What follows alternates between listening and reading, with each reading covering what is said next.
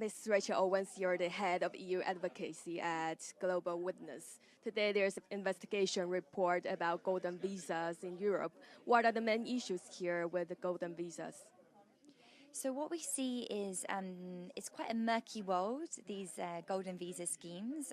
They open up the EU to huge corruption risks, both the schemes in terms of external risks coming into the EU, whether it's the criminal trying to evade prosecution and bring their dirty money into the EU, but also internally within member states, they create domestic problems of corruption risks, such as bribery of government officials who are involved in these schemes.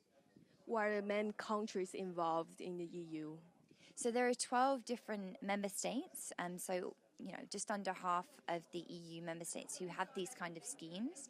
And most of the stories coming out today show that there are some serious questions asked about the level of transparency and integrity of these schemes. So in particular, we look at the scheme in Malta, for example, that was exposed in 2014, and there are 11 government officials currently on trial with relation to corruption and money laundering risks of that scheme.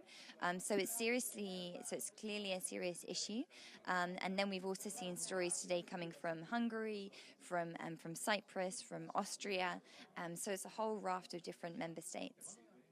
And what do you think the EU policymakers should do facing this kind of problems? So I think the first thing is to actually recognise that this is an EU-wide issue.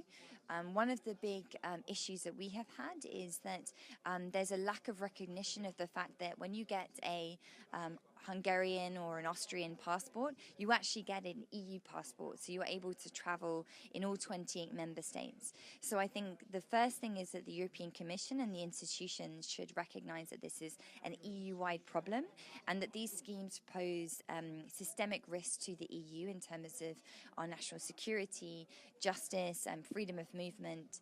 And what we're calling on is for the European Commission to take action, so to firstly review these schemes and to identify the corruption risks, and then to identify the relevant policy mechanism by which to bring in binding action.